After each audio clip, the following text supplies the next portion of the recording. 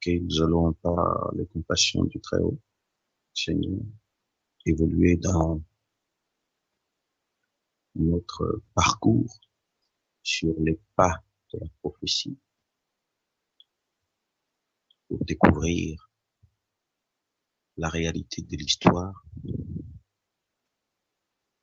réalité qui nous a souvent été cachée et qu'il est bon pour nous de saisir afin que les uns et les autres puissent se redéfinir avec l'aide du Seigneur, redéfinir leur position dans l'histoire de la prophétie,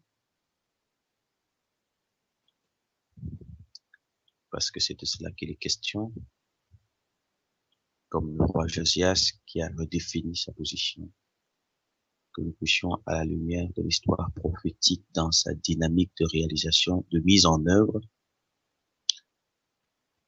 nous comprendre et nous repositionner avec la faveur du Seigneur. Ou pour d'autres, nous affermir, parce qu'il y en a qui n'écoutent pas pour la première fois, et nos encouragements à nous tous, c'est des moments de découverte où certaines choses nous seront révélées, et mais il est important pour nous que nous puissions les comprendre, les saisir, nous en approprier, afin que notre conviction dans ces temps de la fin par rapport à la vérité soit désormais inébranlable, inébranlable. Même si on pourra observer des limites sur le parcours, on sait exactement où on est, où on va et qui nous mène. On ne sera plus sujet à être ballotté par tout vent de doctrine, car nous sommes à l'ère d'une foule de docteurs, et il est important que par la prophétie, nous puissions voir clair, et qu'ainsi nous puissions approcher notre Père qui nous aime, qui nous a créés, qui vient nous sortir de la boue, nous purifier, et qui certainement destine les uns et les autres à faire partie du corps mystérieux et puissant du Messie qui sera révélé en son temps, au milieu même de cette génération, au temps marqué par lui. Nous avons notre sœur Solange qui vient d'arriver. Amen, amen, amen. Donc, hier, nous avons vu, nous avons évolué, nous avons traversé, parce qu'en fait, voyons ça vraiment comme si on était face devant un film en train de le voir du commencement à la fin. Et que ce film, en fait, c'est notre histoire, l'histoire de l'humanité. Nous parcourons les différentes étapes de l'histoire. Ça nous permettra d'avoir une meilleure perception de notre propre époque. Donc, nous avons dans le film, si vous voulez, la réalisation de l'histoire de l'humanité depuis donc la prophétie annoncée par Daniel. Nous avons évolué, parlant de 4 bêtes, et nous sommes arrivés, comme Aurel l'a rappelé, à l'ère de l'entrée en matière de la 4e bête dans l'histoire, dans le temps, et nous avons traversé aussi l'époque de l'Église, avec tout ce que cela a eu comme impact universel en termes de bouleversement du monde. Parce que je vous assure, il est vrai, de toute façon, c'est pas moi qui devrais assurer chacun de vous, puisque cela est clairement dit dans les Écritures. La communauté, qui est le gouvernement divin, a bouleversé le monde, changé, influencé le calendrier politique, les calendriers économiques, les calendriers sociaux, les calendriers religieux. Donc ça a bouleversé vraiment le monde. La présence de la communauté, puisqu'il est dit, on allume par exemple pour la mettre sous le boisseau. C'est vraiment un corps qui a été allumé par le Messie et qui a été mis sur le chandelier et qui a éclairé toute la maison, c'est-à-dire l'univers tout entier a été éclairé par cette communauté et dont la présence a bouleversé totalement le monde, c'est-à-dire les idolâtries qui se passaient sur la terre calmement n'ont plus évolué calmement. partout où il y avait la présence des saints, le monde religieux a été entièrement bouleversé. Partant des Juifs, de la culture juive, de la religion juive aux religions païennes, tout cela a été bouleversé. Donc maintenant, et ceux qui étaient à cette époque endoctrinés par ces différents mouvements religieux ont eu l'opportunité de faire le choix de les quitter pour rentrer dans le corps unique du Christ. C'était une communauté unique. Que vous soyez de la communauté de Jérusalem, de la Judée, de la Samarie, de Rome, de Colosse, c'était la même communauté. Vous pouviez facilement aller communier avec les frères de Colosse, vous partez là-bas, vous allez chez les Éphésiens, c'est la même communauté. Personne ne vous dira pourquoi tu as quitté ton assemblée. Et personne n'avait sa communauté. Il n'y avait pas un apôtre qui avait sa communauté, un pasteur qui a sa part, un autre qui a sa part, l'autre qui, et puis ils luttent entre eux, et puis Solange qui est chez le pasteur Jacques, vraiment, si elle essaye d'aller un peu chez le pasteur André, André va lui dire, tu as quitté ta communauté. Il est dit, ne quittez pas votre assemblée. Non, non, non. C'était une seule communauté et on avait la latitude de communier avec tous les frères de de tous les groupes, les regroupements qui se passaient par-ci, par-là, parce que c'était une seule communauté, une seule foi, un seul esprit, un seul Seigneur, une seule identité, un même impact dans le monde, donc un effet de bouleversement. Donc on a traversé l'histoire de la communauté et puis nous avons aussi vu l'avènement donc de la quatrième bête qui s'est manifestée par la destruction de Jérusalem, donc la persécution des disciples du Christ et des Juifs en l'an 70 après le Messie Yeshua. Et nous avons vu ça, c'était intervenu clairement à cette époque où la plupart des apôtres avaient été décapités, avaient été tués. Il n'y en avait plus, il n'y en avait qu'un seul qui restait, c'était Jean, qui a été transporté donc à l'île appelée Patmos. Il était en exil là-bas. Donc, Jean en exil signifie donc que la destruction de Jérusalem a eu lieu. C'est ça la confirmation. C'est ce que nous allons voir dans Apocalypse. La position de Jean au moment où il reçoit le livre de la révélation, donc appelé Apocalypse. Donc, il est en exil. Donc, ça veut dire que il est, comme les Écritures l'ont, la prophétie, ça confirme la prophétie que le Messie avait annoncée. Lorsque vous verrez les armées ennemies encercler Jérusalem, sachez que sa désolation est proche.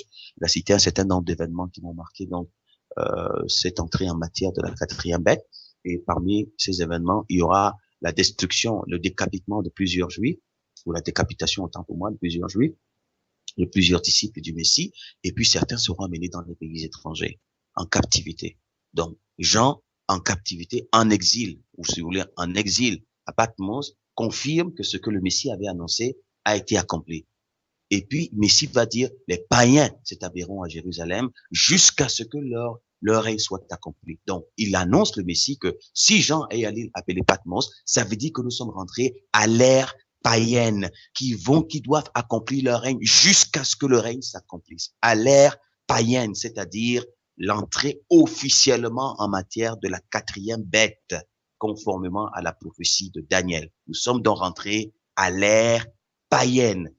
Comme il a été dit dans Daniel, là, il y a un peuple et son chef. C'est un peuple qui ne connaît pas le Christ et que le Christ ne connaît pas ce peuple-là. C'est les nations païennes qui vont rentrer, prendre autorité sur la terre et établir dans leur gouvernement, leur système de fonctionnement jusqu'à ce qu'ils finissent leur temps.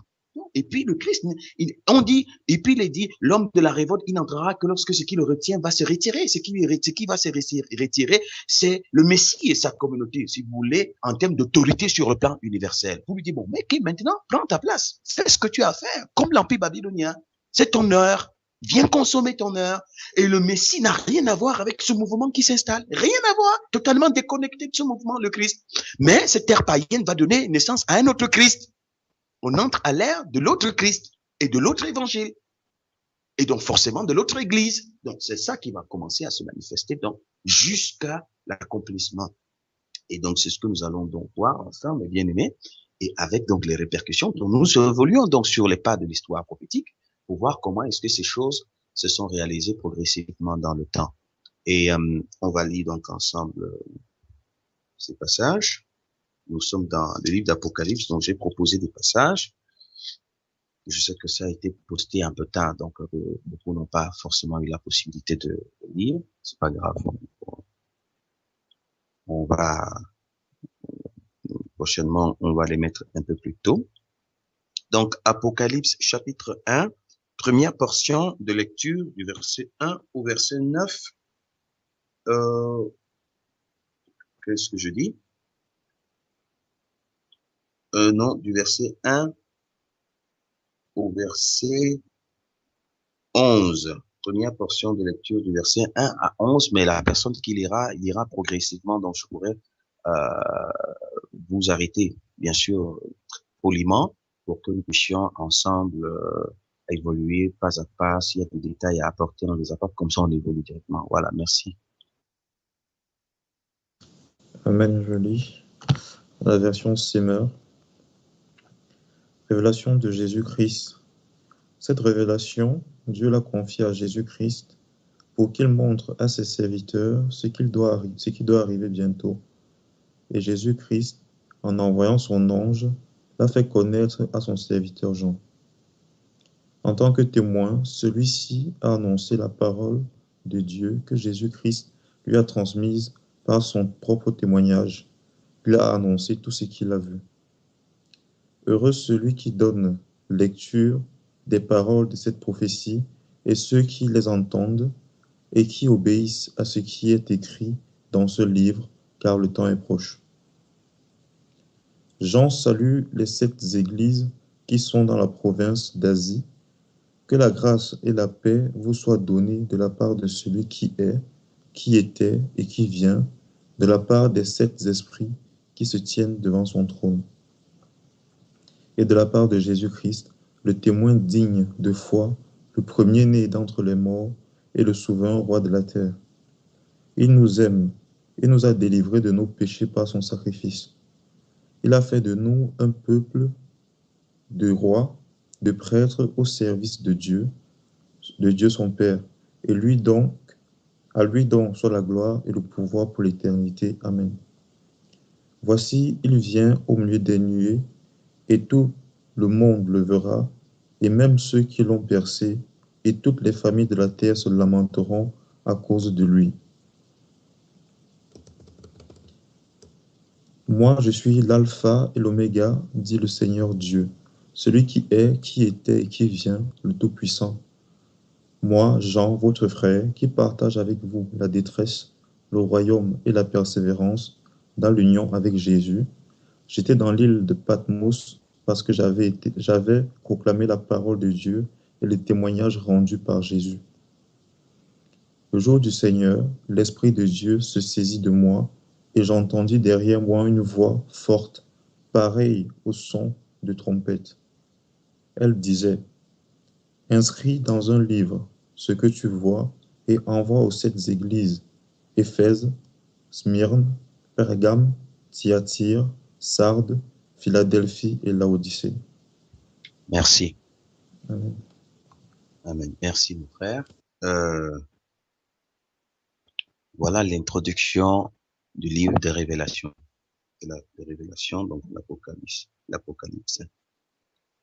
Et il est dit ici que Jean a reçu cela pour que le Seigneur venait ainsi annoncer à ses serviteurs ce qui arrivera bientôt. Et par la suite, je voudrais que tu lises parce que on va essayer de sauter certains passages qui décrivent le Fils de l'homme qu'on pourra lire bien sûr à la maison. On ne lira pas forcément tout, donc on lira simplement des points qui nous permettront de comprendre le contexte.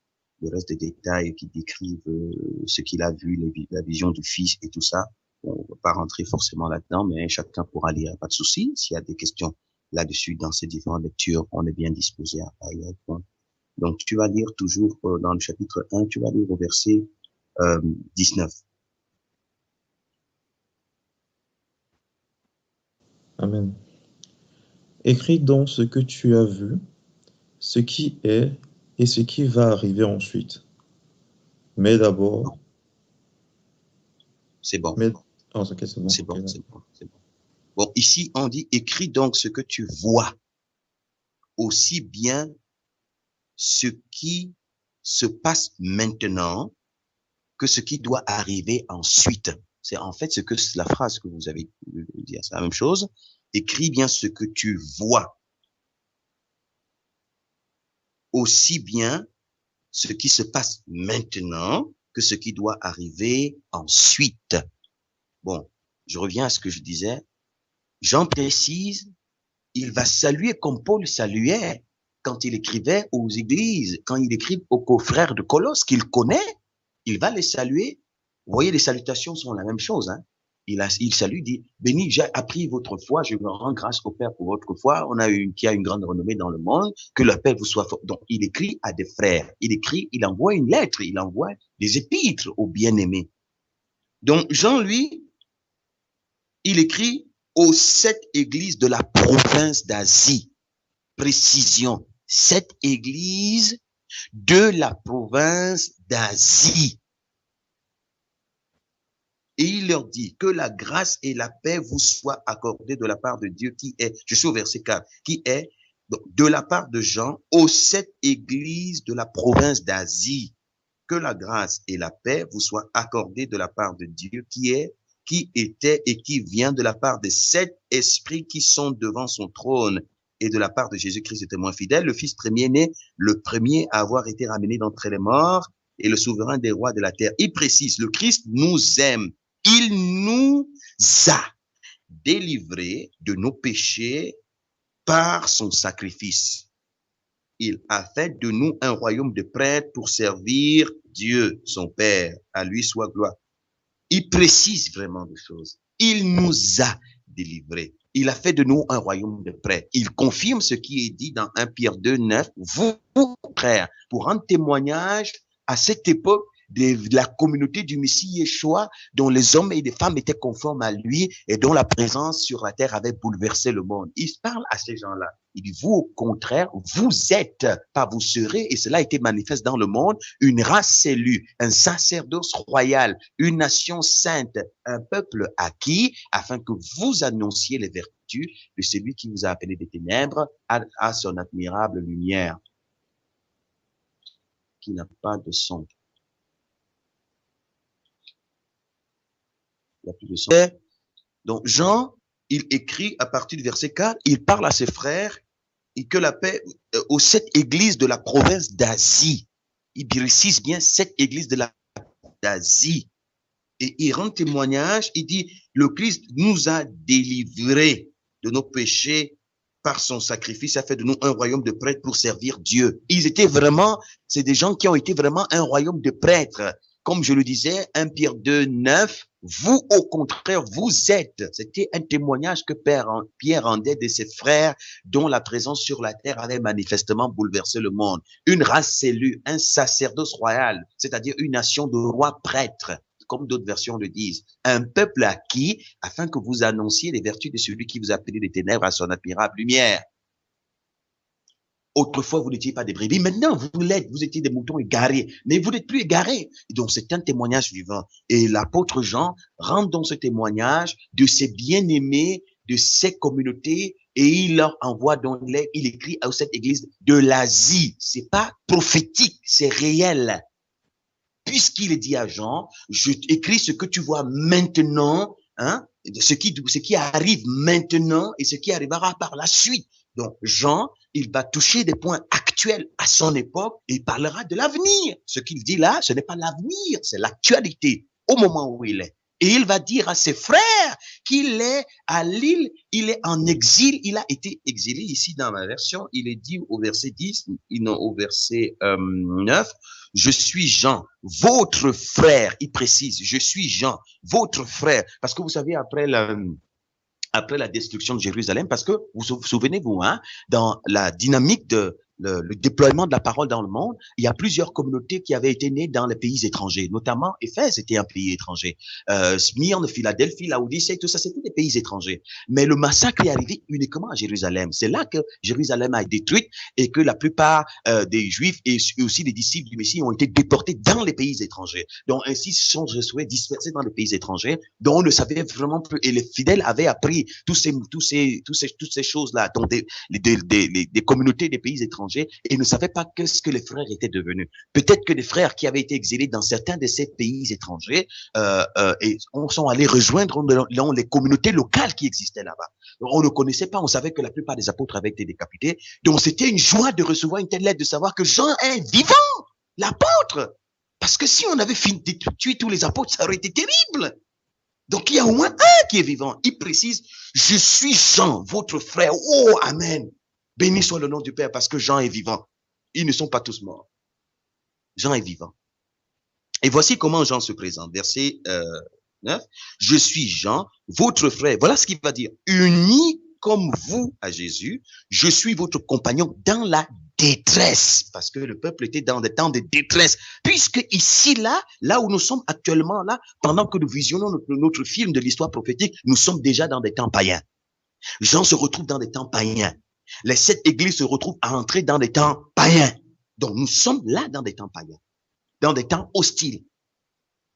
Il dit, je suis votre compagnon dans la détresse, le royaume et la persévérance, parce que c'est les temps païens qui sont des temps de détresse pour la communauté du Messie, bon, où ils doivent avoir le regard sur le royaume et ils doivent y persévérer. Et il leur dit, j'ai été exilé sur l'île de Patmos. Pourquoi il leur dit? Parce qu'il leur raconte, c'est normal, puisqu'il faut bien qu'ils comprennent. Parce que c'est surprenant qu'on entende Jean, parce qu'on croyait qu'avec les autres, il a été décapité.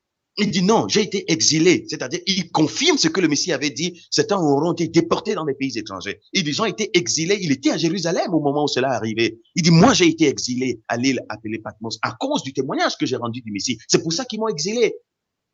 C'est pour ça qu'ils m'ont exilé, à cause de ma fidélité à la vérité. Ils m'ont exilé. Donc, j'ai été exilé. Donc, il leur donne à tous ses frères sa position actuelle au moment où il leur écrit. Et il dit, à cause de ma fidélité à la parole de Dieu et à la vérité révélée par Jésus. Et il leur dit donc, le jour du Seigneur, l'Esprit Saint se saisit de moi et j'entendis derrière moi une voix forte qui résonne comme une trompette. Elle disait, écris dans un livre ce que tu vois et envoie le livre aux 7 églises à Éphèse, Smyrne, Pergame, Thyatire, Sardes, Philadelphie et Laodicée. C'était les communautés qui existaient. Quand vous allez voir dans la description du Messie, on dit, quand la description du Fils qu'il va voir justement dans les versets qui suivent, il va voir le Messie entouré de 7 chandeliers. Dans l'interprétation qu'on donne, on lui dit que les 7 chandeliers représentent les 7 églises. Les 7 chandeliers représentent les 7 églises. Je prends au verset 20. C'est simplement, on dit au verset 20, voici quel est le sens caché de ces 7 étoiles. Il y avait 7 étoiles et 7 chandeliers. Voici verset 20 du même chapitre 1. Voici quel est le sens. Vas-y, mon frère. Alors, tu peux lire, s'il te plaît. Excuse-moi. Verset 20. Verset 20.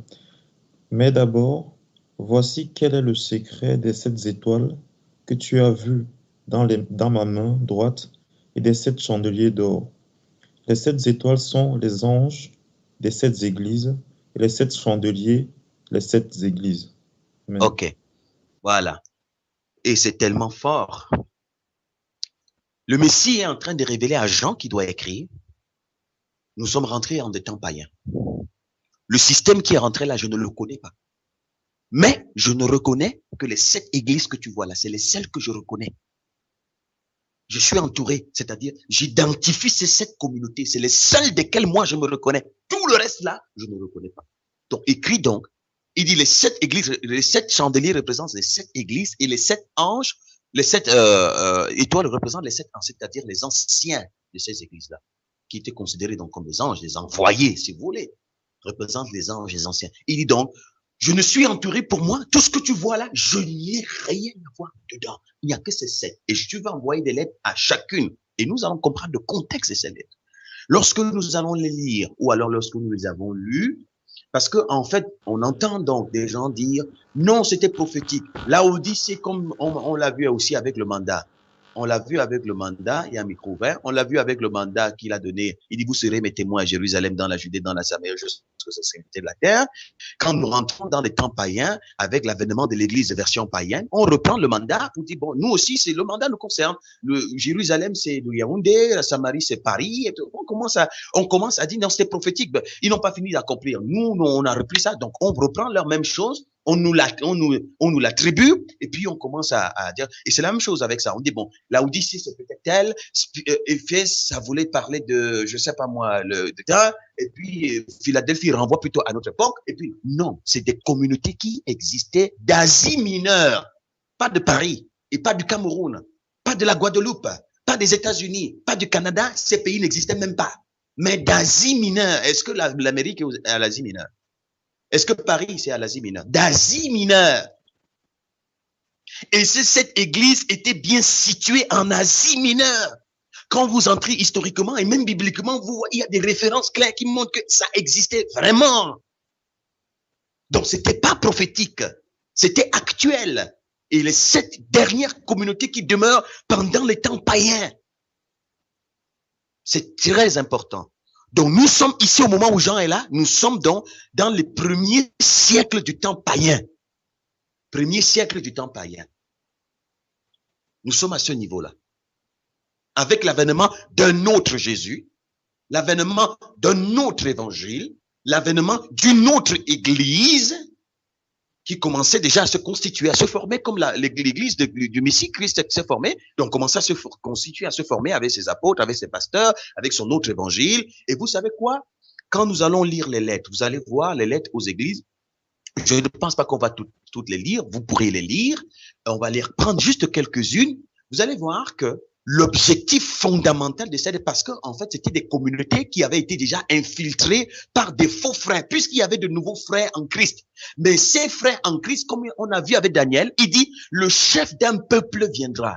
Ce sera un peuple païen, ayant un chef, l'antichrist, avec un autre évangile qui a produit des frères en Christ, qui n'auront rien à voir avec les vrais disciples du Messie, et qui vont infiltrer les dernières communautés du Messie pour se dire frères en Christ ayant cru au nouvel évangile, et qui vont tenter de corrompre les disciples du Messie Yeshua. Or, la plupart de ces communautés étaient fragiles. Il y en avait qui étaient faibles. C'est pourquoi le Messie vient. Première chose qu'il fait, il dénonce ce qui est dans ces communautés et qui n'est pas de lui. Pas de lui. Il dit, oui, il y a ce que j'apprécie, voilà ce que je n'apprécie pas. Et chez tel, voilà ce que j'apprécie pas. À Laodicée même, il dit, là, tu es grave, chez toi, c'est catastrophique. Donc, il va révéler le fond, tout ce qu'il y a dans toutes les différentes communautés, et pour dire à chacun ce qu'il doit faire. Et vous allez voir la plupart des lettres, à celui qui tiendra jusqu'au bout. Il y en a qui, donc, parce que, en fait, ces communautés, puisque l'une des premières stratégies du peuple de l'Antichrist, donc les chrétiens, c'est-à-dire, si vous voulez, les chrétiens de la version païenne, c'était que les derniers disciples du Messie qui demeuraient encore et qui étaient encore, il faut tout faire pour leur dire, si vous voulez vivre à l'aise dans ce monde qui nous appartient là, il faut croire à notre Christ. Il faut vous laisser amener dans l'évangile de notre Christ. Sinon, on va vous tuer. Et c'est pourquoi le Messie leur envoyait des lettres pour leur dire, résistez jusqu'à la mort. Résistez jusqu'à que personne n'abandonne. Parce que la plupart, effectivement, la décapitation n'a pas été finie. La plupart seront décapités. Certains anciens seront décapités. Certains frères seront continués à cause de leur persévérance. Mais il fallait que ces différentes communautés comprennent que malgré la persécution qu'il y a eu à Jérusalem, la destruction de Jérusalem, le Messie ne les a pas, parce que la communauté, il y en avait qui avaient pris peur, il y en avait qui paniquaient, il y en avait à cause de leur fragilité, de leurs limites, de leur vulnérabilité, de leur faiblesse peut-être dans leur foi, qui étaient des nouveaux convertis, tout ça. Donc, qui paniquaient et tout ça. Il fallait que le Messie les rassure que je vous connais. Je vous connais, je suis encore avec vous. Parce que pour qu'ils ne cèdent pas à la tentative de la manipulation et de la corruption, il fallait qu'ils soient encouragés. Donc, c'était des lettres d'encouragement à la persévérance jusqu'à la mort. Ces lettres ont dopé les frères. Dopé les vrais disciples-là. La plupart, effectivement, ont été décapités, mais ils sont rentrés dans le repos. Donc, ça, c'est le contexte de ces lettres. On va lire quelques-unes. Je ne sais pas si jusqu'ici on se comprend très bien. Donc, il y a des détails parce que qu'on ne prenne pas juste quelques versets bibliques comme ça tirés hors de contexte et qu'on dise des choses qui sont pas vraies. Je suis en train de dire ces 7 églises existaient, c'était des églises dans l'Asie mineure. S'il avait peut-être dit répandu dans le monde, on aurait dit bon oui, peut-être que si quelqu'un va dire prophétique, ça peut prêter à confusion et ça peut égarer. Mais ici on dit mineur, Asie mineure. Et Asie mineure ça existait. Et cette communauté existait bel et bien. Et Jean dit, il va se révéler, je vais dire, s'annoncer et se présenter à ses frères. Alors, nous allons commencer par la première église à laquelle il envoie cette lettre. On va lire à l'église d'Éphèse. Prenons déjà le premier chapitre 2, quelqu'un qui va nous lire du verset 1 au verset 7.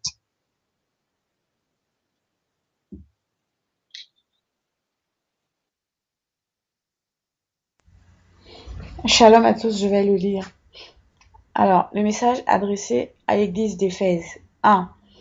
Écrit à l'ange de l'église d'Éphèse.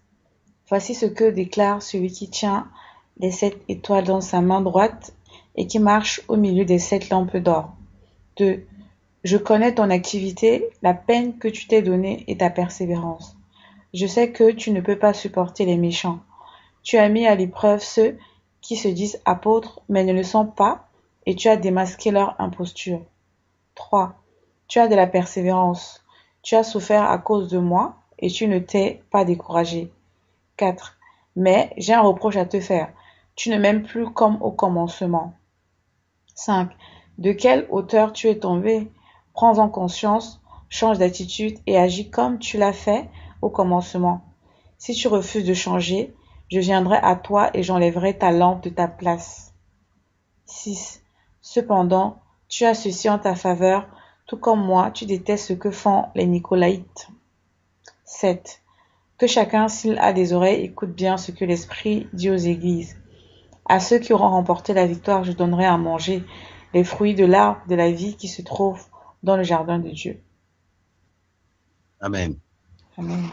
Donc, le Messie dit, je connais tes œuvres. Donc, il parle à cette église-là et à l'ange de cette communauté, donc l'ancien, et il va apprécier sa persévérance et qui a réussi à démasquer les imposteurs, parce que nous sommes rentrés au temps des imposteurs. Les imposteurs, ce sont ceux qui se sont dit frères en Christ et qui ne l'étaient pas. Ils ont dit, vous n'êtes pas nos frères.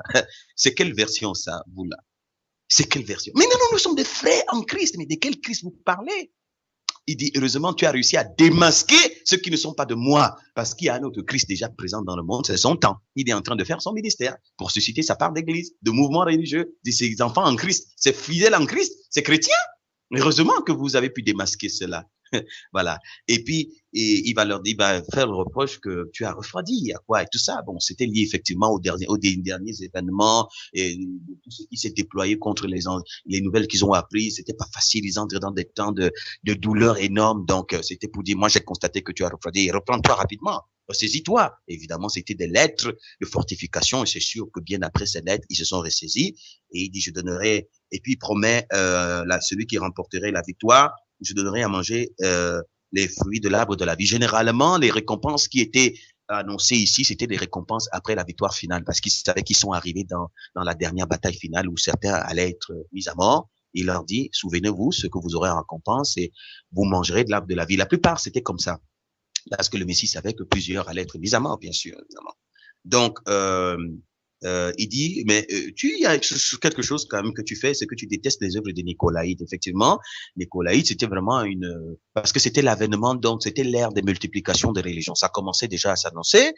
Où Nicolas, on parle, enfin, selon la tradition, il aurait été quelqu'un qui aurait été entre guillemets membre d'une des communautés à l'époque et qui était un faux frère entre guillemets, et qui n'attendait que l'heure de son maître pour commencer à bâtir sa part de communauté.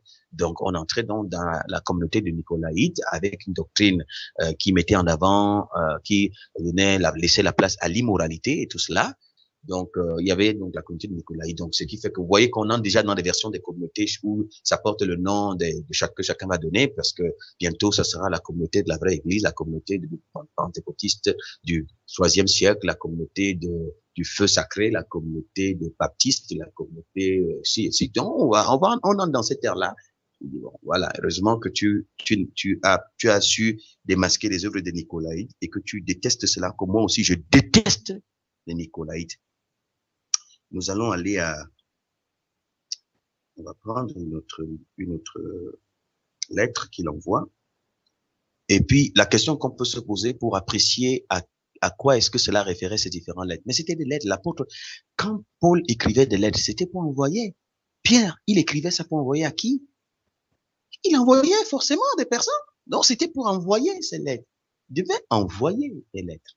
Il écrit pour envoyer. Il n'écrivait pas pour garder, pour que pour que les vraies communautés d'Éphèse dans notre époque-ci, Éphèse, comme Éphèse était prophétique selon d'autres personnes, quand ça va arriver, là, les lettres là, non, c'était des lettres qui étaient adressées à chaque communauté, qui étaient tellement spécifiques parce que le Messie connaissait chacune de ces communautés. Donc, nous allons prendre la deuxième lettre à partir du verset 8 jusqu'au verset 11. Verset 8 à 11.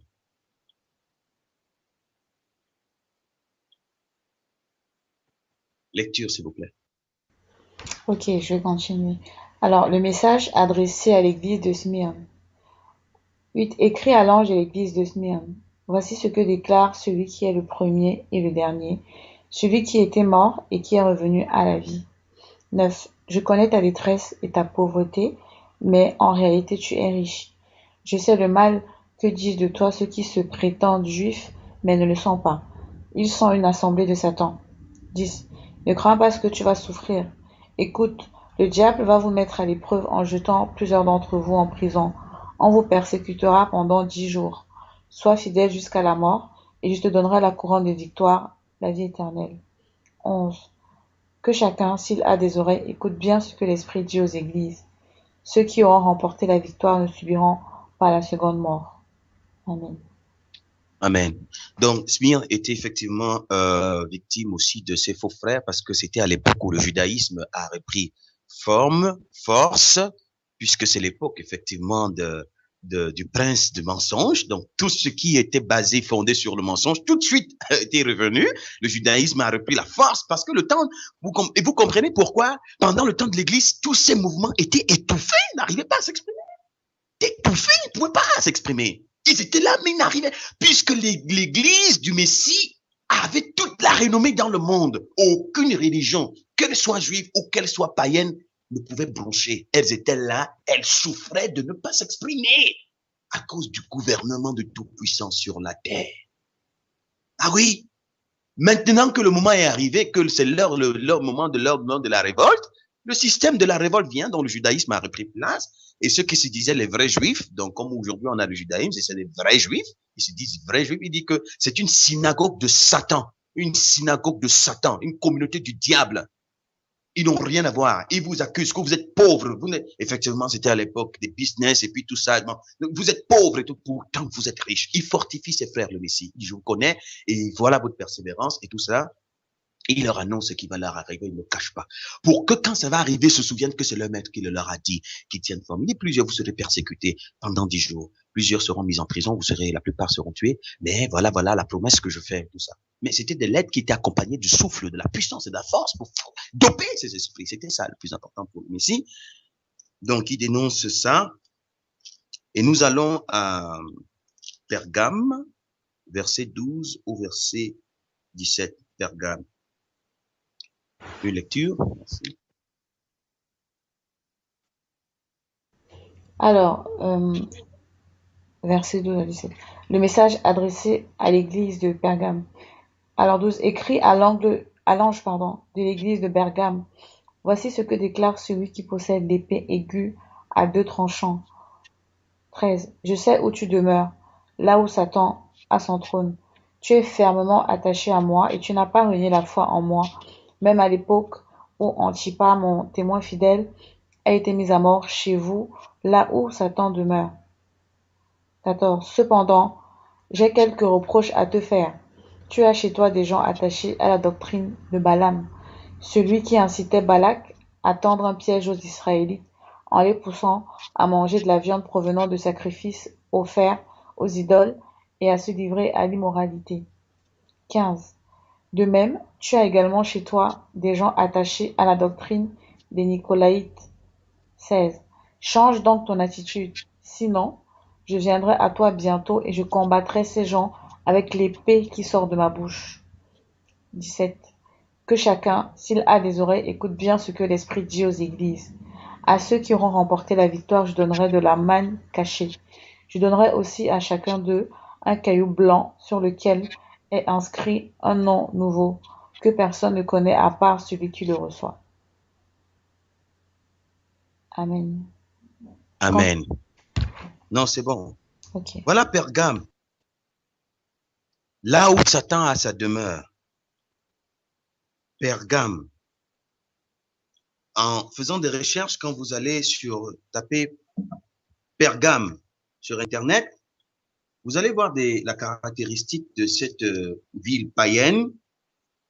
Et par exemple, il y a quelques données, parce que Pergame signifie citadelle, c'est du nom de cette ville que dérive notre mot parchemin. Il désigne un support pour l'écriture élaboré à partir de peaux d'animaux et vraisemblablement fabriqué pour la première fois dans cette région. Pergame aujourd'hui, Bergame, se dressait au sommet d'une colline de 300 mètres de haut, au milieu d'une plaine fertile, 30 km à l'intérieur des terres, non loin de la mer Égée. Pendant plus de 250 ans, elle servit de capitale à la province romaine d'Asie mineure. C'était un centre religieux important pour les cultes païens, notamment ceux d'Athéna, d'Esculape, de Dionysos ou Bacchus, dieu de la vigne, et de Zeus. Première ville d'Asie à construire un temple dédié à l'empereur. Elle était devenue la capitale de ce culte. Et puis aussi, on dit que c'est là où le Satan a son trône. On dit Pergame est le siège de l'opposition satanique et la base des fausses religions païennes. Sur l'acropole de Pergame avait été érigé un énorme autel en forme de trône dédié à Zeus. De plus, Esculape, le dieu de la médecine, était celui qu'on associait le plus fréquemment à Pergame.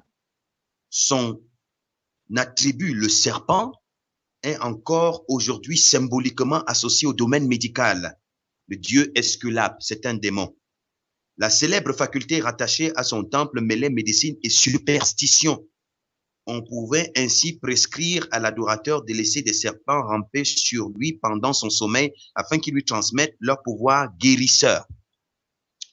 Bon, c'est quelques spécificités de la ville de Pergame, là où Satan a son trône. Et puis le Messie va fortifier les frères aussi, parce qu'en fait, les frères à l'époque avaient des difficultés de discernement.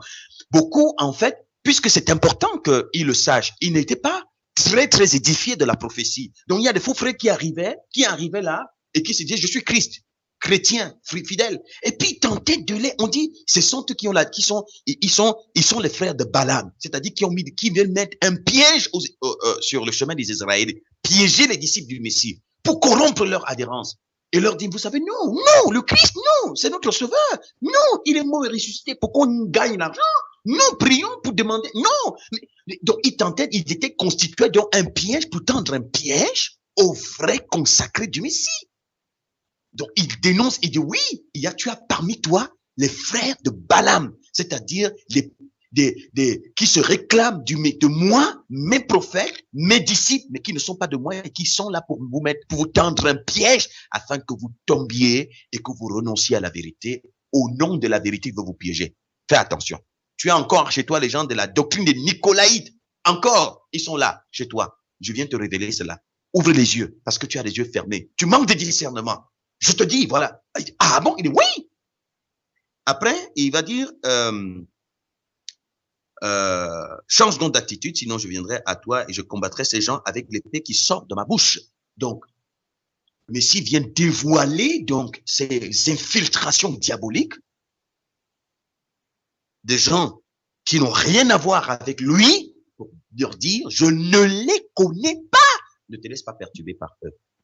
Une sœur Danielle vient d'arriver, mon frère Désiré est parti. Ah, elle est repartie. Bon, voilà. Et c'est très important. Et puis, il va leur promettre donc de persévérer. Et effectivement, ce sont les mêmes promesses qui sont généralement des victoires attribuées à ceux qui persévéreront jusqu'à la mort. Et il dit, à ceux qui auront remporté la victoire, je donnerai de la manne cachée, je donnerai aussi à chacun d'eux un caillou blanc sur lequel est inscrit un nom nouveau. Donc, c'est des promesses qui sont des promesses de la fin du combat. Donc, on comprend très bien que c'est des gens qui allaient connaître de très, très fortes persécutions parce qu'ils rentraient dans des temps païens, ils sont rentrés dans des temps païens. Shalom, la sœur Daniel, mon frère désiré, s'il te plaît. Amen, amen, amen, amen, amen. Ce qui fait que à l'église de Thyatire, il y a, on va pas le lire, on va sauter Thyatire, Sardes, mais vous pourrez lire avec Thyatire, il y avait Jézabel qui se prétendait parler de la part de Dieu, qui avait été tolérée dans la communauté des infiltrés. C'est la première fois, excusez-moi, je vais le dire, où on voit une femme qui va se tenir au milieu de la communauté pour commencer à diriger les frères. Donc, on entre donc dans une autre configuration d'église qui n'avait jamais été, qui n'avait jamais existé dans les communautés véritables du Messie. Il dit, tu tolères, Jézabel, verset 20. Mais j'ai un reproche à te faire. Tu tolères, Jézabel, cette femme qui prétend parler de ma part. Elle égare mes serviteurs et les inscrit et les incite, en les incitant à se livrer à l'immoralité, à manger de la viande provenant des sacrifices offerts aux idoles. Je lui ai laissé du temps pour changer de comportement. Elle ne veut pas se détourner de son immoralité. Pourtant, je vais la jeter sur un lit de douleur, ainsi de suite, ainsi de suite. Et puis, il va le reprocher aussi,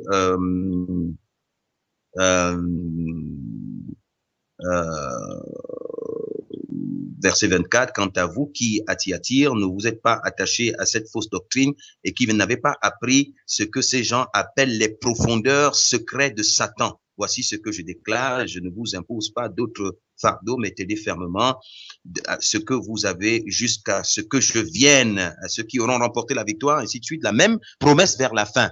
Donc, il y en avait qui avaient compris que maintenant, nous, je préfère mourir que de me laisser entraîner dans ces conneries de profondeur de Satan qui sont venus, où les gens sondaient les mystères de Satan, les profondeurs de Satan, des connaissances exceptionnelles. Mais bien aimés, fuyons les profondeurs de Satan. Les connaissances exceptionnelles, c'est très dangereux.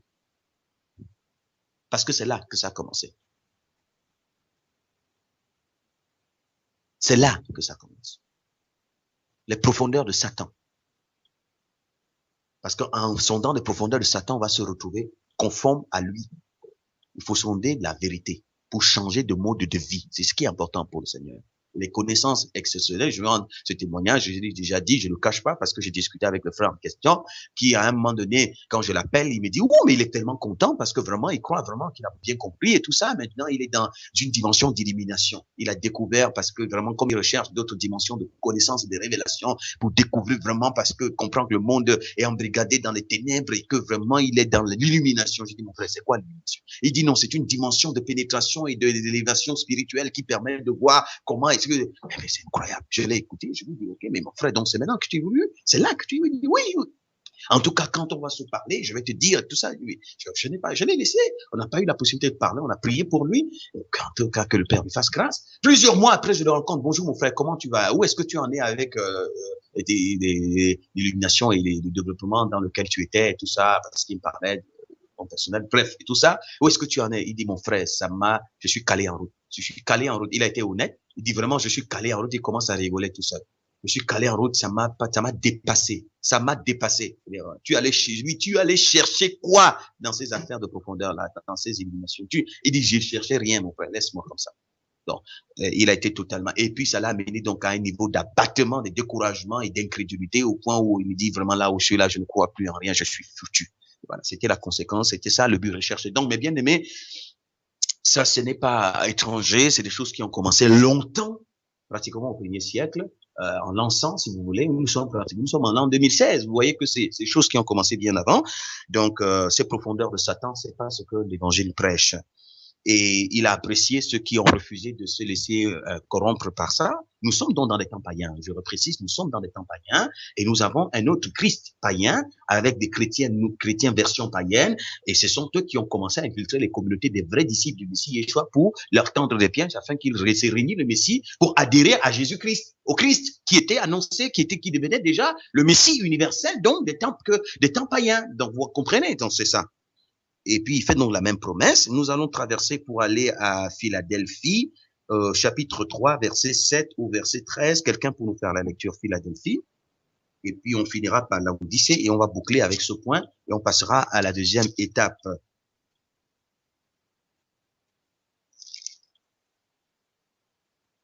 La lecture, s'il vous plaît, chapitre 3, verset 7 au verset 13.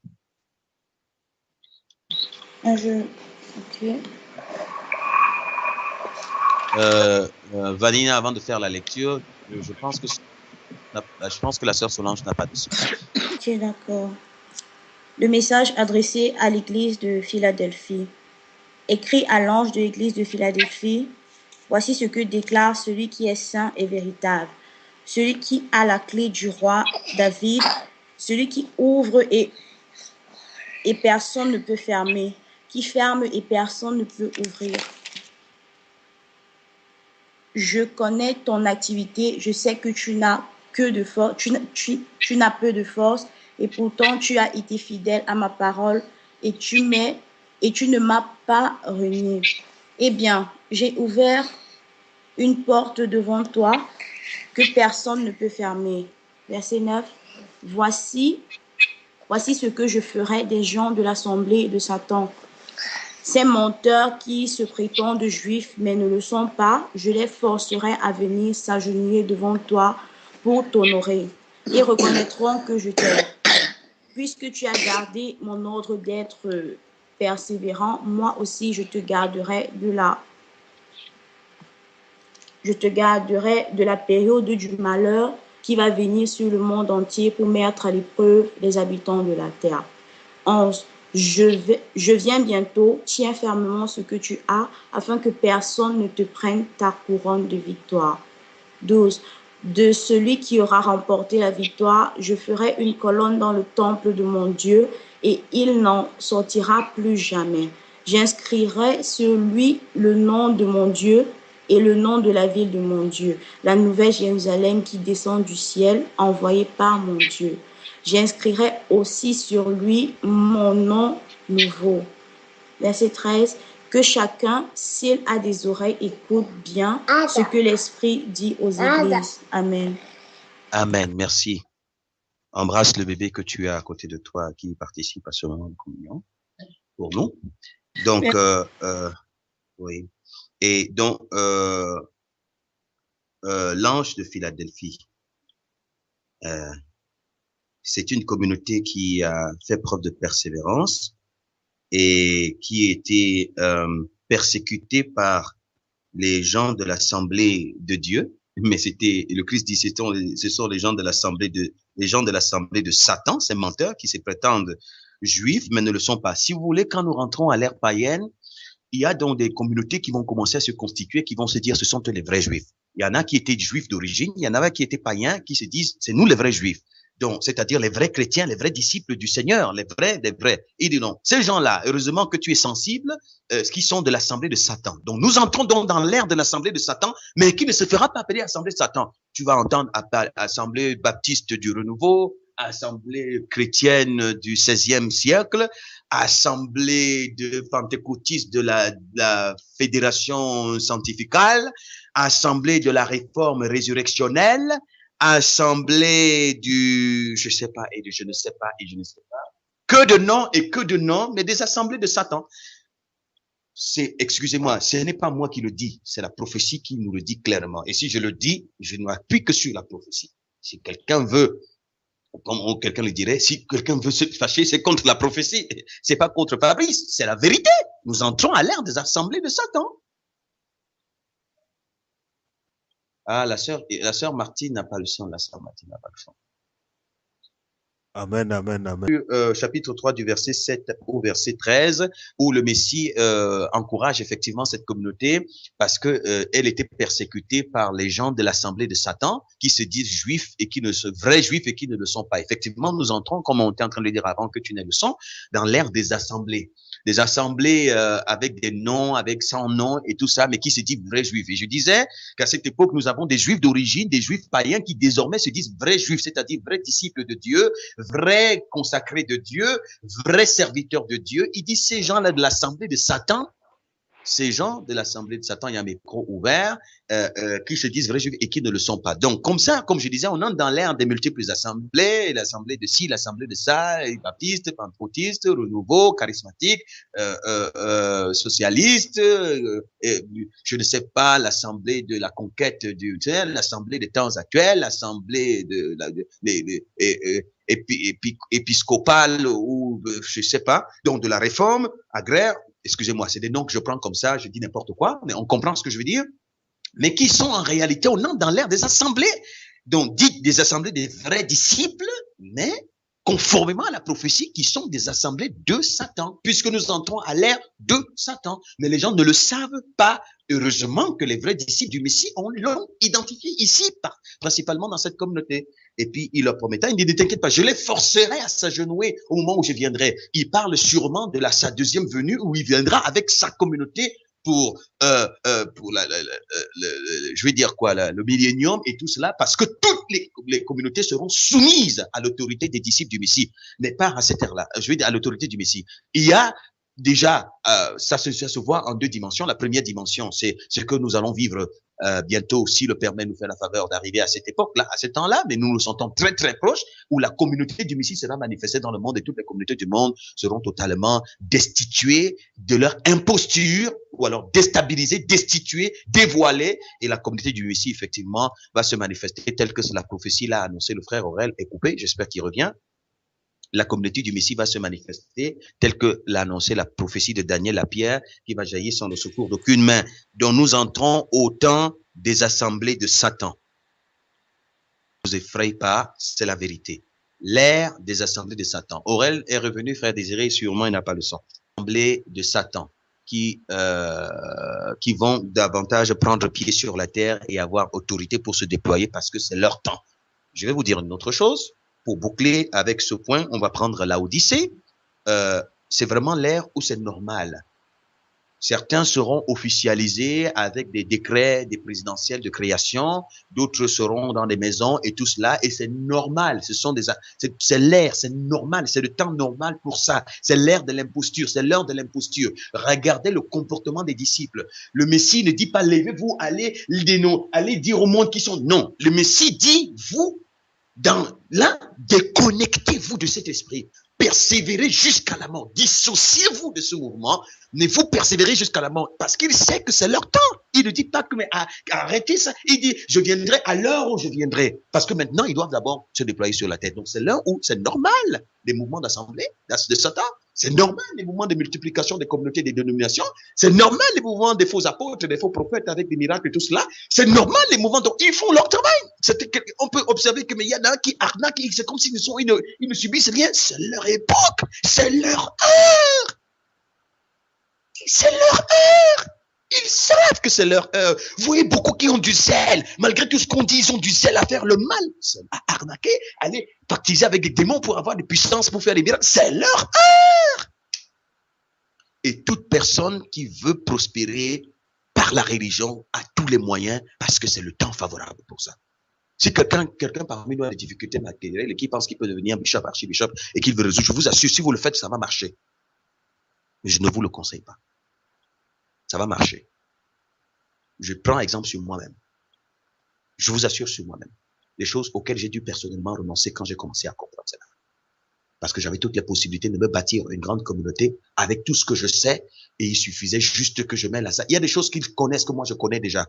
Il y a des choses qu'ils ne connaissent pas que je connais. Il suffisait que je mélange les deux. On avait dit vraiment une dimension nouvelle et exceptionnelle et je mets un peu de prospérité dedans et puis c'est terminé. 3000 fidèles, 5000 fidèles, 10 000 fidèles et puis le pasteur Fabrice et puis l'apôtre archibishop, je m'auto-proclame et puis je fais ma part de faculté de théologie où je consacre des pasteurs qui vont travailler pour mon entreprise et puis je crée des succursales à la Guadeloupe, en France, en Italie, je dis là, bon, écoute, tu vois, j'ai ma communauté là-bas, tu sais, et puis, il y a qui? Il y a encore Sofran, je dis, bon, Sofran, écoute, bon, laisse ces conneries là, viens chez moi, tu sais, chez moi, et puis je te consacre, et ainsi de suite, ainsi de suite. Il y a la possibilité de le faire. Les uns les autres ont la possibilité de le faire. Il y a le frère Valère qui est là, pasteur de son époque, et tout ça là, il y a toutes les possibilités de le faire. Mais, nous ne sommes pas là pour fonder les assemblées de Satan. Si nous le voulons, nous le pouvons. Parce que nous bénéficierons de l'appui de l'esprit actuel et comme c'est l'heure favorable pour ça, tout est disponible pour ça. Tout rien n'était favorable pour ça, mes bien-aimés. Donc, voilà. Mais nous faisons le choix, par ces compassions, malgré nos limites, de suivre la vérité. Nous faisons le choix, parce que nous pensons que le Père va changer les temps. Et donc, c'est très important. Voilà ce qu'il a dit à l'église de Philadelphie. Et puis, la même promesse à la fin, ceux qui remporteront le prix de victoire, donc persévérer jusqu'à la mort, ils vont vous décapiter, il n'y a pas de problème. Persévérer. On va finir avec la Odyssée pour terminer avec cette rubrique et on passera à un autre chapitre important. Donc, nous sommes donc rentrés dans l'ère païenne. Précisons bien l'histoire. Nous sommes simplement en train de voir comment ça s'est passé avec les dernières communautés desquelles le véritable Messie se réclame. Voyez, lequel le véritable, parce que souvenez-vous que, dites-vous bien que les différentes assemblées de Satan ne se basaient pas sur, ne se regroupaient pas sur la base de rien. Ils avaient la foi. Ils croyaient en Christ. C'était des chrétiens. Donc, ils ne s'étaient pas sur la base de rien qui se réclamaient assemblés. C'était sur la base d'une doctrine, de la base d'un sauveur. Comme il a été annoncé, nous l'avons vu dans l'Écriture. Quand on dira, il est ici, ne le croyez pas. On dira, n'y allez pas. C'est faux. C'est pas moi. Comprenez bien. On l'a lu dans Matthieu, n'est-ce pas? On l'a lu dans Matthieu. N'y allez pas. Non, c'est plutôt ici que ne suivez pas ça. C'est pas vrai. Donc, ce sont ces assemblées-là qui commençaient à évangéliser, parce que vous allez bien voir, la communauté du Messie, il n'était plus, est-ce que le Messie, quand il leur envoyait des lettres, il dit, allez prêcher l'évangile. C'était fini, c'était plus le temps de l'évangélisation, c'était le temps de la persévérance jusqu'au bout, parce qu'il devait respecter les temps prophétiques, il devait être humble face à l'histoire, il comprenait que c'est l'époque des apôtres de Satan, c'est leur heure, ils doivent évangéliser pour faire leur communauté. Nous seulement, nous devons persévérer pour ne pas nous retrouver en train de nous corrompre jusqu'au bout. Si nous pouvons partager avec 2 ou 3 qui sont de la vérité, et vous allez voir, il y a 2 mouvements donc qui vont évoluer dans le monde. Un mouvement qui va évoluer secrètement et l'autre mouvement qui va évoluer officiellement. À partir de cette époque, nous allons le voir dans le chapitre 12 que nous allons étudier maintenant. Juste après l'Odyssée. Juste après l'Odyssée, oui. Donc, il y a 2 mouvements qui vont évoluer. Un qui va évoluer secrètement. Ce qui va évoluer secrètement, ce sera, regardez très bien, à l'époque de la communauté du Messie, il y a un mouvement qui évoluait secrètement, il y a un mouvement qui évoluait officiellement. Mais ce qui évolue officiellement, c'est parce que c'est le Seigneur qui donne autorité. S'il ne t'a pas donné autorité, tu ne peux pas évoluer officiellement. Donc, ce qui évolue officiellement, à l'ère de Pierre, c'était la communauté du Messie dans le monde. Et les autres communautés, on sentait qu'il y en avait des mouvements d'opposition et de contestation, mais qui évoluaient encore secrètement.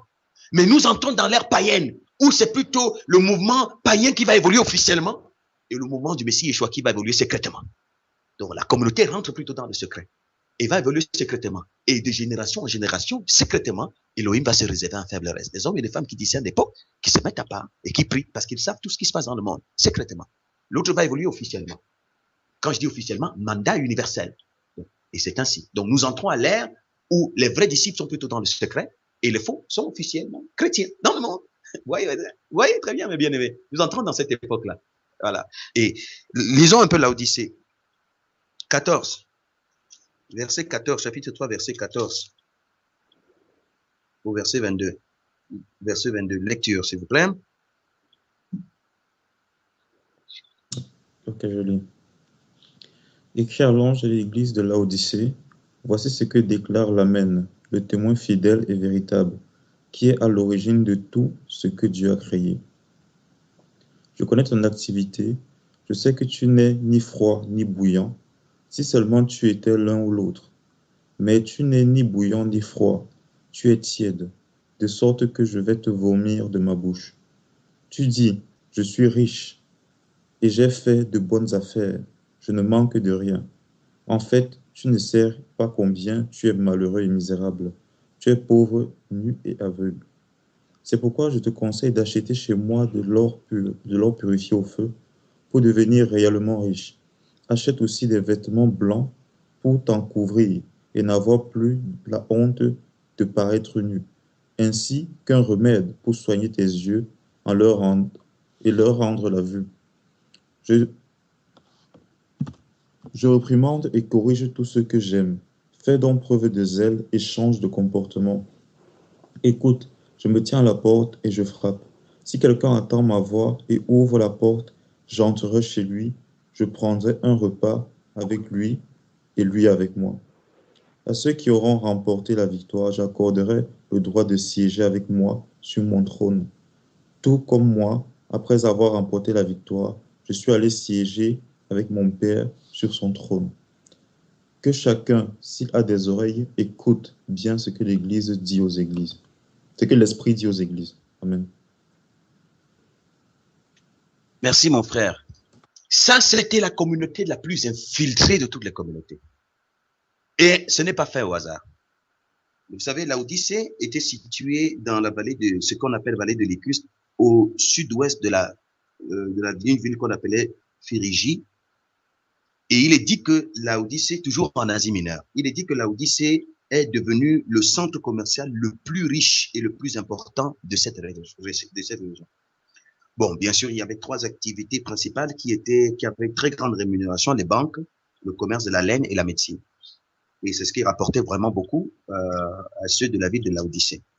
Et l'une des particularités aussi, parce que le langage du Messie est un langage, je vais dire quoi, un langage contextuel. Hein. Quand il parle, ni tiède ni bouillant, il tire ça du contexte. Donc, il utilise même les réalités, les images qui existaient à l'époque pour leur parler parce qu'ils comprendraient plus facilement.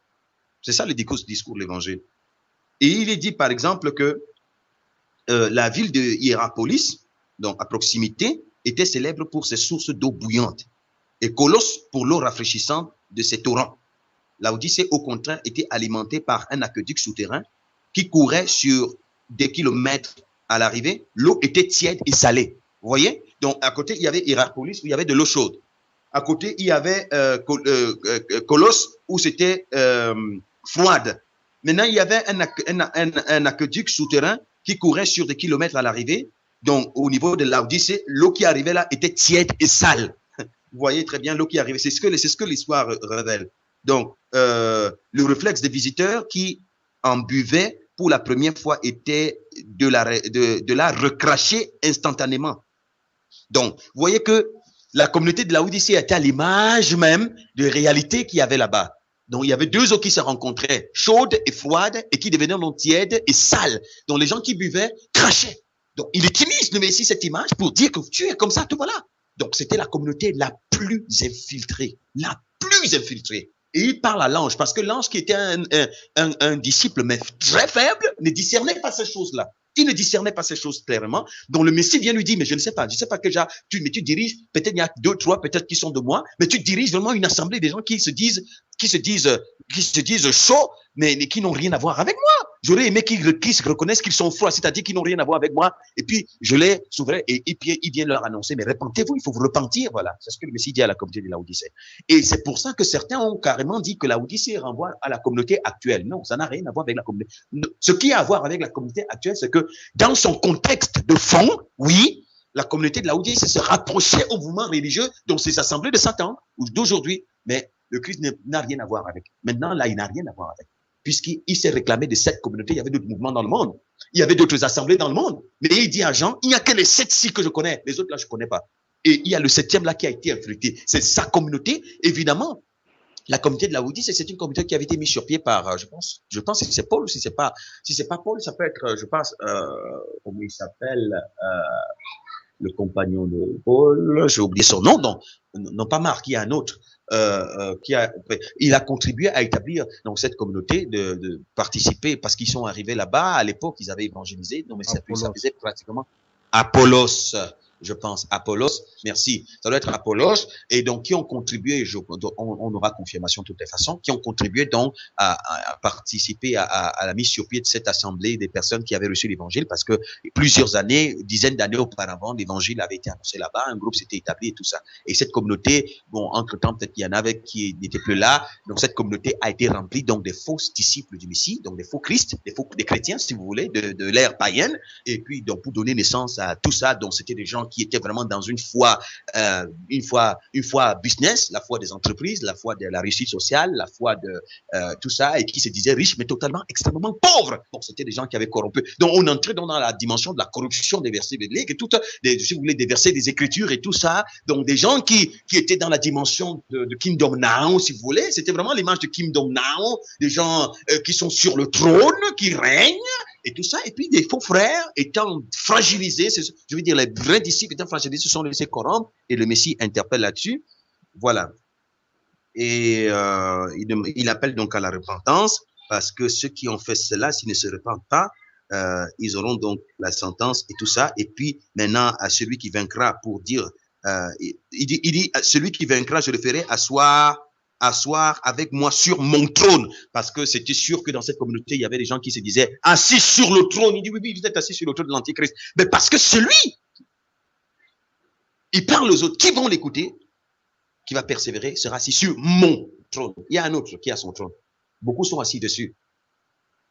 Donc voilà. Et puis, on va boucler cette phase-là par ce point-là pour dire voilà, en réalité, les 7 dernières communautés, et puis qui va évoluer dans le secret maintenant. Donc ceux qui vont avoir la racine de ces communautés du Messie, évoluant dans le secret de génération en génération jusqu'à notre génération. Il y a toujours un faible reste jusqu'à présent, parce que le Père reste souverain dans l'histoire et de manière officielle, ce sont les assemblées de Satan.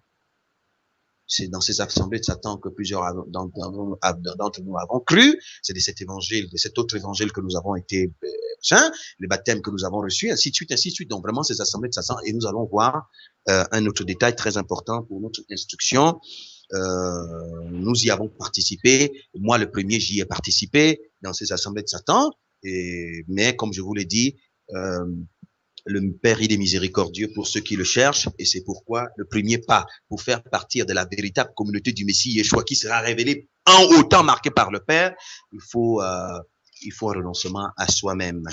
Et nous allons au chapitre 12 que nous allons lire et commenter un tout petit peu, et puis nous le renverrons pour demain.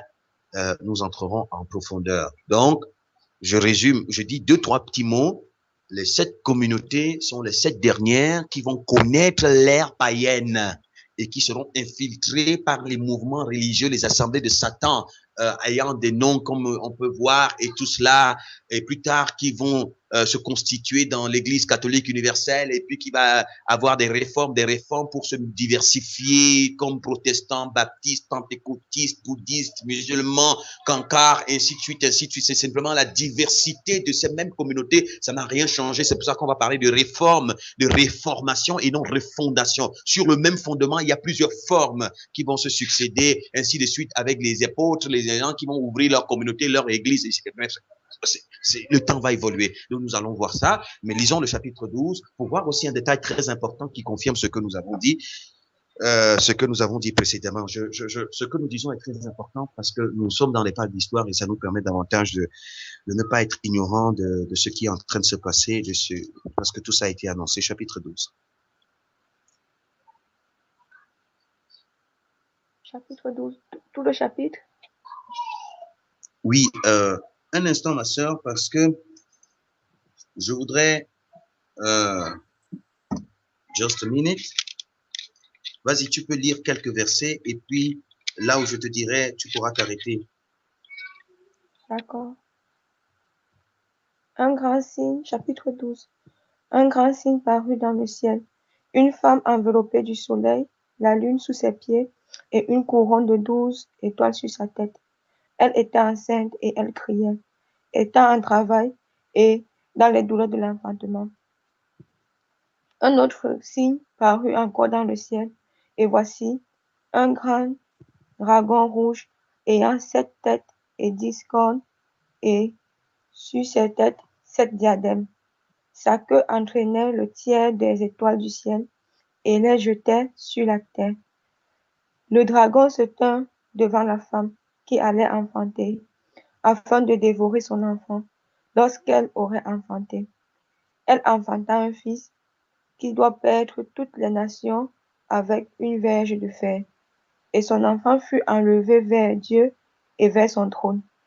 Et la femme s'enfuit dans le désert, où elle avait un lieu préparé par Dieu, afin qu'elle y fût nourrie pendant 1260 jours. Et il y eut guerre dans le ciel.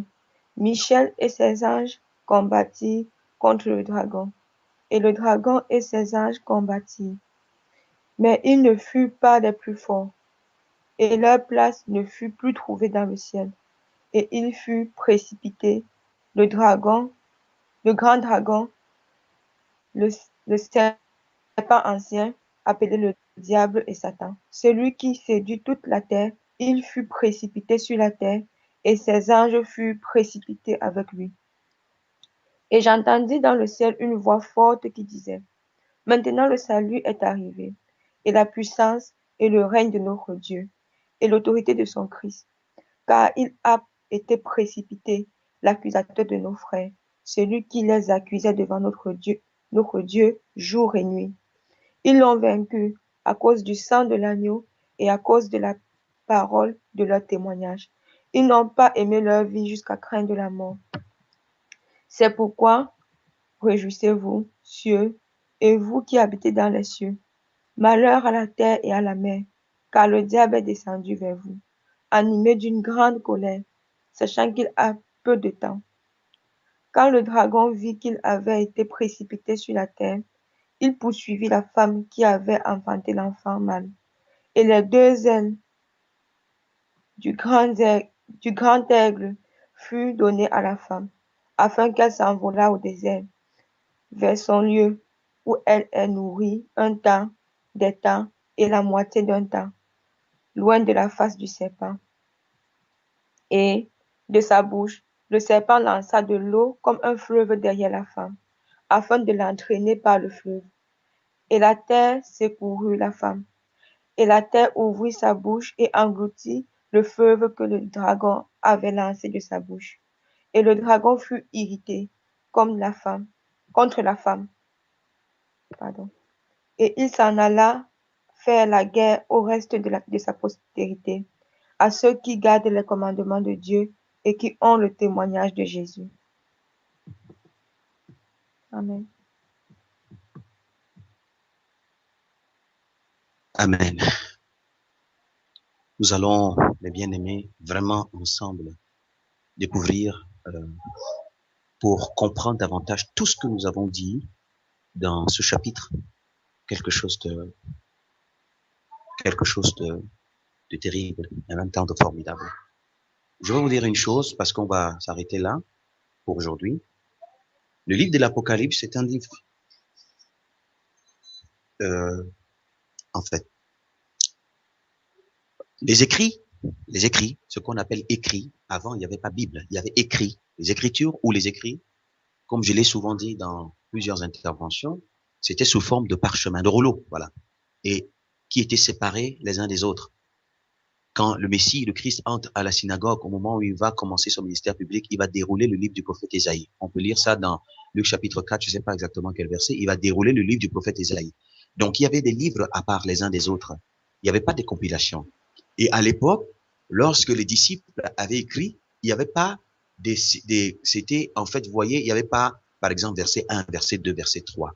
Cette segmentation en termes de versets a été réalisée plus tard par ceux qui avaient compilé donc ces écrits pour constituer un document unique qu'on appelle Bible, donc Bible aujourd'hui, document unique. Ce sont eux donc pour faciliter la lecture selon ce qu'ils ont dit, ils ont fait des segmentations. Quand vous entrez dans le livre de l'Apocalypse, ce que j'ai perçu parce qu'il y a tout un enseignement dessus qui est posté sur Facebook, comprendre le livre de l'Apocalypse, vous allez vous rendre compte d'une chose, ce qui a complexifié la compréhension, c'est qu'on a chamboulé les chapitres. Chamboulé, c'est pas cohérent. Du chapitre 1 jusqu'au chapitre dernier, c'est pas cohérent. Il y a des événements du chapitre 12 qui devraient intervenir avant les événements, par exemple, du chapitre 1er ou chapitre 2. Et donc, quand vous lisez, on vous perd. Vous ne pouvez pas comprendre parce que tout est sens dessus-dessous. Donc, maintenant, le Père permet qu'on découvre donc ce chamboulement. Je pense qu'il a été fait exprès pour que les gens n'entrent pas vraiment dans la compréhension du mystère de la révélation. Mais ils ne savaient pas que l'Esprit qui a révélé cela devait révéler aussi aux hommes le sens profond de ces révélations. Donc, c'est ça qui montre la souveraineté d'Élohim. Nous allons parler vraiment, voir ce qu'il y a dans le chapitre 12. Et pour ceux qui ont suivi ces vidéos, vous allez vous rendre compte effectivement que s'il faut réécrire, pas écrire dans le fond, réorganiser les chapitres, on ne peut pas commencer par le chapitre 1. On commencera par d'autres chapitres qui sont bien avant que le chapitre 1. Et quand on va relire, vous allez voir dans la lecture la cohérence pour comprendre qu'il y a eu un véritable chamboulement pour favoriser que ce livre demeure un livre hermétiquement fermé. Parce que si les gens le perçoivent, oh là là, c'est terrible. Oh là là, c'est terrible. Donc, béni soit le Dieu et Père de notre Messie, parce qu'il nous fait miséricorde à nous qui ne sommes que des ramassis, qu'il prend des profondeurs de l'abîme mais auquel il accorde la faveur d'avoir part à l'héritage des saints. Nous nous en réjouissons et nous supplions le Père qu'il nous fasse grâce. Nous allons ensemble étudier demain et nous allons revenir sur certains aspects en étudiant ce livre et nous allons comprendre justement la structure des temps de la fin, le rôle en termes de la position de la vraie Église, si vous voulez, la vraie communauté du Messie Yeshua, sa position. Et nous allons voir effectivement, on parle ici 7 têtes, 10 cornes de dragon et tout ça, nous allons voir ça là, ensemble, à partir de demain. Et donc, nous lirons ce chapitre et nous lirons aussi en même temps le chapitre 13 et le chapitre 11. Donc, je nous invite à faire la lecture du chapitre 12, refaire la lecture du chapitre 12, la lecture du chapitre 13. Vous voyez comment je donne les chapitres, c'est pas dans l'ordre tel que c'est là. Je donne chapitre 12, chapitre 13, après chapitre 11. À la fin, chapitre 11. Il faut lire ça dans cet ordre-là. Et puis, demain, nous en reparlerons. Maintenant, s'il y a 2 ou 3 questions, on va les prendre, liées à ce que nous nous sommes déjà dit. Mais nous avons mis pause au niveau de la cassette du film de l'histoire prophétique au moment où nous avons parlé donc de cette lettre ou cette église qui sont rentrées dans des temps païens. On met pause, on prend d'autres questions pour en parler s'il y en a, et puis nous continuerons, nous nous remettrons play demain pour continuer à marcher dans les pas de l'histoire prophétique. Amen.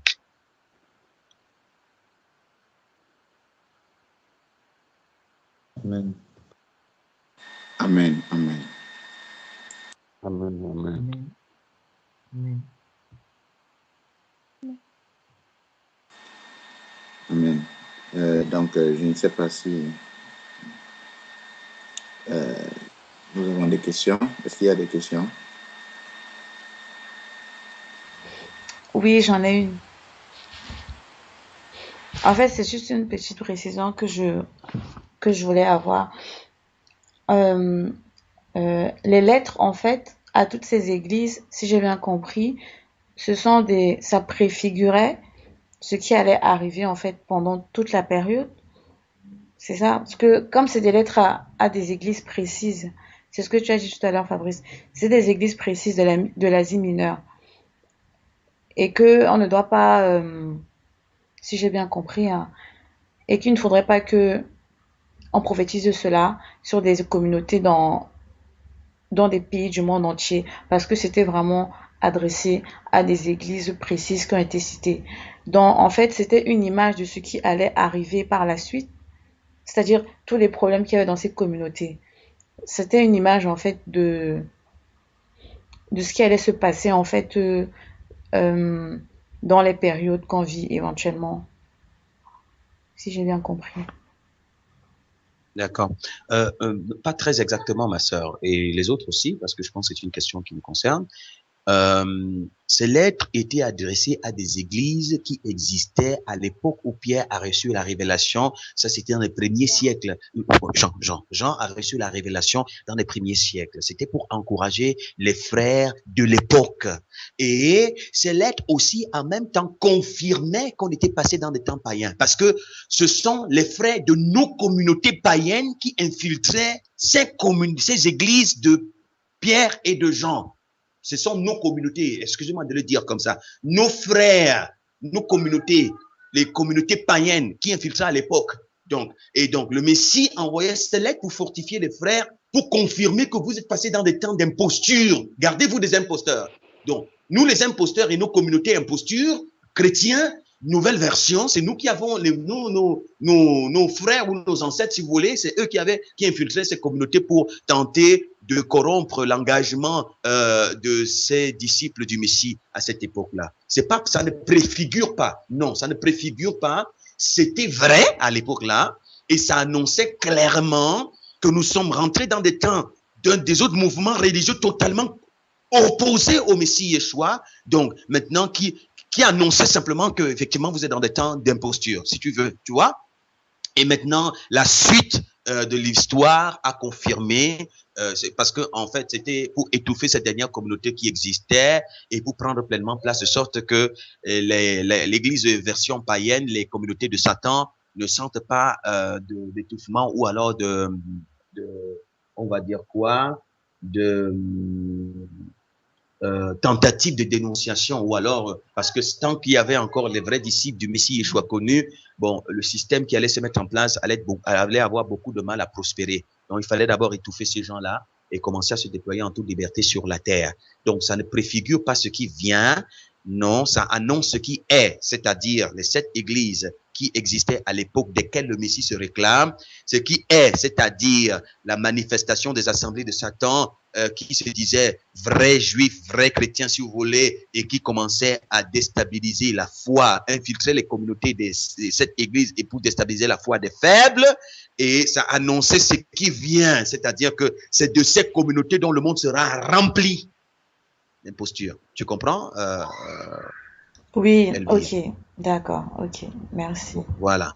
Donc, à l'époque, effectivement, comme je dis, il y avait plusieurs communautés dans le monde qui naissaient ici, par-ci, par-là, mais le Messie mettait en garde contre cette orientation, cette imposture qui s'était établie et que le Père avait autorisé, le Seigneur avait autorisé. Donc, si tu veux que j'insiste bien sur ce que je dis, ce sont nos communautés qui étaient dénoncées par le Christ à l'époque, qui avaient commencé déjà à se manifester. Nos communautés actuelles, qui commençaient déjà, ça fait, je pense, l'an 100 ou l'an 150, je sais pas, qui commençaient déjà à se manifester, l'an 100, quelque chose comme ça, ou juste un peu après, à déranger les vrais disciples. Mais j'ai dit bien nos communautés, hein, Elvire, il faut que j'insiste, nos communautés, notre foi commençait à perturber les foi de ces gens-là. Bon, parce qu'on ne les aimait pas, et puis nos communautés ont progressé pour évoluer jusqu'à nous, parce que nous sommes aujourd'hui si tu veux, le prolongement de ces communautés-là qui perturbaient les saints. Nous sommes aujourd'hui ce prolongement. Donc c'est pour ça que il faut en prendre conscience et puis comprendre aussi notre position. Et puis c'est en fonction de ça que nous faisons le choix de notre réorientation. Je ne sais pas, Elvie, si tu m'as compris. Oui, c'est parfait. Amen. Merci, mon frère. Voilà. Bon, et puis j'ai dit, par exemple, l'Odyssée, l'Odyssée traduisait mieux effectivement la forme et le fond le contexte de nos communautés. C'est-à-dire, c'est vraiment, si tu veux, que les gens vont dire c'est l'Odyssée qui a évolué. Non, c'est pas l'Odyssée qui a évolué. C'est que c'est le mal dans l'Odyssée qui s'est officialisé, si vous voulez. Le mal dénoncé dans l'Odyssée qui est donc rentré pleinement à l'action. Mais c'est pas l'Odyssée parce que l'Odyssée faisait partie effectivement de la communauté du Messie parce que là, à l'Odyssée, il y avait les bases ou les premiers, les pionniers de cette communauté, c'était les vrais disciples du Messie, mais qui étaient remplis, énormément infiltrés. Bon, maintenant, quand on parle d'infiltrer, ça veut dire quoi? Ça veut dire que dans le bon, il y a du mauvais qui est rentré. C'était ça. Maintenant, après les Laodicées, le mauvais n'est pas rentré, le mauvais est là. Il n'y a pas d'infiltration. Nous ne sommes pas à l'ère de l'infiltration.